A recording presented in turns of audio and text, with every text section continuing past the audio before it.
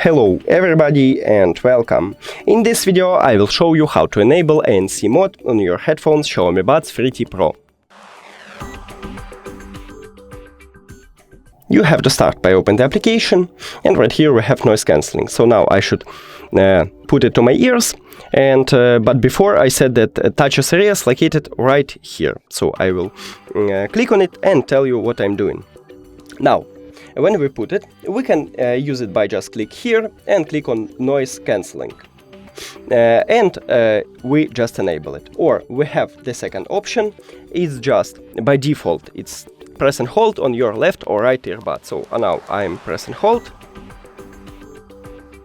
And as you can see, I just swapped to noise cancelling. That's it. Thank you for watching this video. If you found it helpful, please consider subscribing to the channel and leave the like on the video. It's really important to us. See you later.